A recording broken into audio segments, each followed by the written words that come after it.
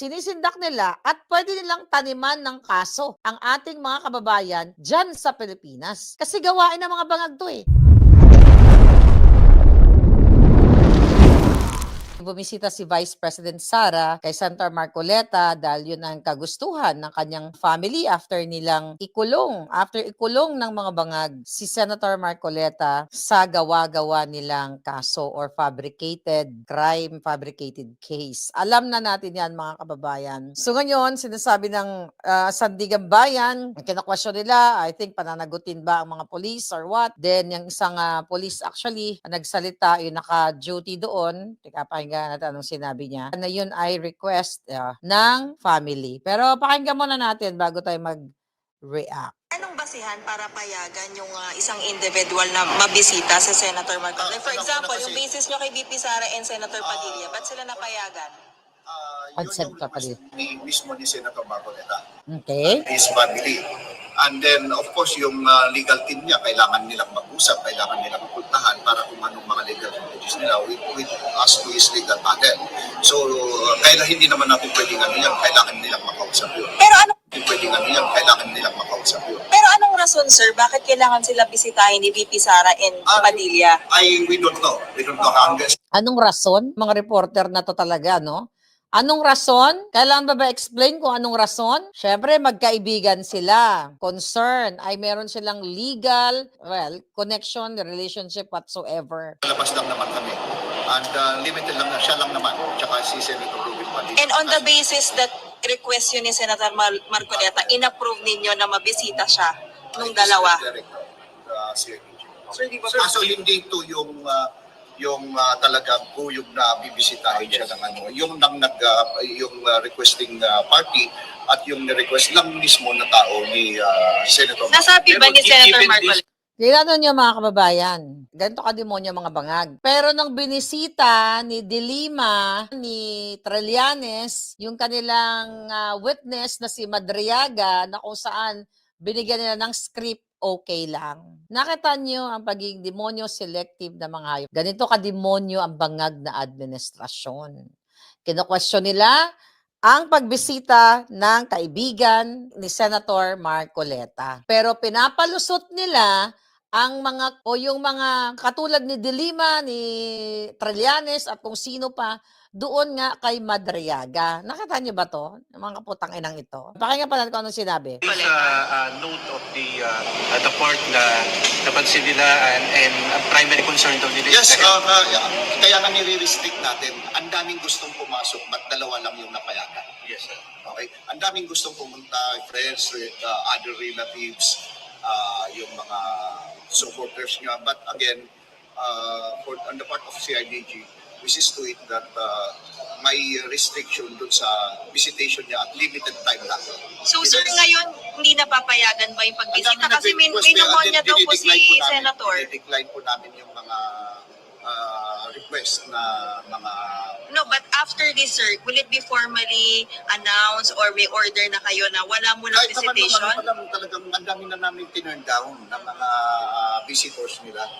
Ang dami na namin tinurn down. Even yung mga relatives, yung mga friends, supporters, yung mga nunes, ang dami na namin na-turn down. Sir, pero bakit po hindi na-decline yung pagbisita ni Senator Padilla at po ni Vice President Sara? As in that, I cannot... Kasi ni-request nga, okay, may karapatan din. Ang pasyente, ang dinitain ninyo, mga jutang genimis kayo, na tinamnan nyo ng kaso, may karapatan na mag-request kung sino ang gustong bumisita sa kanya. Yung Sandigan Bayan kasi, alam nyo naman yung kasabwat din ni Satanas. Kasabwat nila yan. Wala na pong batas sa Pilipinas. Wala nang batas-batas. Kita mo, nauna pa nakulong si Mike Defensor, si Senator Marcoleta, dahil sa panggigipit ng bangag. Kasabwat ang Sandigan Bayan, kasabwat ang DOJ, kasabwat ang Ombudsman, kasabwat nilang lahat. Kitang-kita nyo, ulit-ulitin natin, na binali na nila ang batas, bendalo nga eh. Ang presiding officer na supposedly Senate President, kita mo, nagbutuhan ang mga ulol. Kahit labag sa konstitusyon, binali na nila ang batas, pinipilit nila naging presiding officer si Kilay, kitang-kita na. Since 2022, demonyo to si Lisa Tanas at si Marcos Jr. Wala silang pakialam sa batas. Tignan nyo, gusto pang panghimasukan ang gobyerno ng Canada. Ano ang sinasabi ng gobyernong bangag? Paiimbestigahan nila ang Filipino-Canadian na ating mga palangga na kung saan binulyawan si Clarissa Tarata. Not only si Clarissa ang si Auntie Claire ang binulyawan na sinigawan ang sinabi ng ating mga kababayan, kitang-kita na minura out of galit. At sinabi ng ating mga kababayan, ng aking kababayang Ilongga na kung pwede kausapin mo si Bangag na panagutin or imbestigahan ang tungkol sa flood control na ninakaw nila. Anong ginawa ni Clarissa Castro? Naging mukhang maamong tupang itim. Naging basang sisiw sa tapang niya, sa angas niya, sa kanyang mga press con, 'di ba? Mga press conference sila na akala mo kung sinong matapang na bumahag ang buntot niya kasi nasa Canada siya eh. Nagsumbong sa mga pulis na akala niya sa Pilipinas lang pag nagsumbong sa pulis, dadamputin yung mga rallyista. May karapatan ang mga kababayan natin o whoever sa Canada, even here sa Amerika, di ba? Galit na galit sila at ngayon ay mukhang pinapahanting pa nila ngayon ang ating mga kababayan. Galit na galit siya kasi pangit daw. At pakinggan natin kung ano sinabi ng hayop na to. By the way, bago nyo pakinggan, sa akin to unang ginawa. Remember si Taerna? Sinabi din niya, nung kinasuhan niya ako dyan, ng fabricated address niya na ginawa, makikipag-ugnayan sila sa US Embassy at DFA. Tinakot nila ako noon para manahimik at gusto nilang panghimasukan ang gobyerno ng Amerika para ako ay patahimikin, kasuhan o whatever. Which kinasuhan naman nila ako dito sa Amerika. Ito rin ngayon ang ginagawa nila sa ating mga palangga sa Canada. Pakinggan mo na itong Talaga wala. Kasi hindi ko naman alam na nag-viral siya. At tinanong kasi siya kung kakasuhan o kinasuhan niya doon sa Canada, wala daw. At sabi niya, hindi ko kasi o hindi nila alam na magba-viral. Pakinggan niyo yung wordings niya, ha? binaliwala na lang namin eh. Sabi namin, siguro party yan. Pero hindi namin alam na mag-viral. Narinig niyo? Binaliwala na lang namin, siguro party yan. So, hindi namin akalaing magba-viral. So, kaya ngayon, dahil nag-viral, na nakita na napahiya sila sa buong mundo, even sa Canadian government, na ganun kagalit ang tao. Kaya ngayon, ginagawa nila yung pang-aabuso ng kapangyarihan, pakikipag-connect sa DFA daw. O ano sabi dito? Philippine News Agency, DFA looking into harassment of Palace Press Officer Castro in Canada. Okay, yan ang headline. Sabi dito, the Department of Foreign Affairs looking into the harassment incident involving Presidential Communication Office Undersecretary Castro. Okay, during Bangag Jr.'s visit to Canada last week. All right. Foreign Affairs spokesperson Annalyn Ratonel on Wednesday said DFA Secretary Maria Teresa Lazaro has already instructed, tignan mo ha, in-instruction na ng DFA ang Philippine Embassy sa Ottawa at sa Vancouver, yung Consulate General sa Vancouver, para daw makipag-coordinate sa Canadian authorities in determining the specifics of the incident as well as the applicable laws and security protocols covering visiting foreign dignitaries. A video what appears to be Filipino protesters following and harassing Castro. Mga kababayan, wala pong harassment doon. Makikipag-ugnayan sila, titignan daw nila yung specific kung ano yung may harassment, Ang sinabi lang na panagutin at pangit siya. Hindi yan harassment, katotohanan yun. Pangit, sabi nga, ang pangit mula sa loob hanggang sa kalabas-labasan ng hayop na ito. So ngayon, dahil nag-viral, kaya sila ngayon galit na galit at makikipag-ugnayan sa pagtatawanan lang sila ng Canadian government.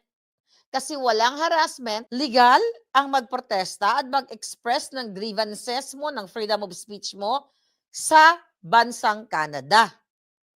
Ang sinabi kasi, pangit siya, mamatay ka na, 'Di ba, mga gano'n. O kausapin si Bangag na imbestigahan ang flood control. Walang harassment, walang grave threat do'n. Kung sinabi ng ating mga kababayan na gugurgurin kita or may sumapak sa kanya, may humila sa kanya, doon lang magkakaroon ng kaso. Pero valid yung feelings, yung emotion ng ating mga palagang protesters out of what? Galit sa pagnanakaw sa kaban ng bayan. So walang harassment. Yun ay kalayaan. But ang ginagawa nila ngayon, pananakot. Huwag kayong matakot. Alam ko matatapang ang ating mga palangga sa Canada. Actually, kahit saan. So ang nakikita ko dito, mga kababayan, sinisindak nila at pwede nilang taniman ng kaso ang ating mga kababayan dyan sa Pilipinas. Kasi gawain ng mga bangag to eh. Ito yung ginawa nila sa akin, tinamnan nila ng kaso. Kaya nga ang dami kong warrant of arrest. Okay? Nag-fabricate sila ng crime, ng address laban sa akin. So ito rin ang ginagawa nila kasi nga napahiya sila. Akala na kasi ni Clarissa Taratara ay star siya doon, okay? Namamahalin siya ng tao, okay? Hindi ka mahal ng tao, Clarissa Taratara. Dahil galit na galit sa iyo ang tao dahil ikaw ay kasangkapan sa pagnanakaw na yawa ka. Pakinggan pa natin.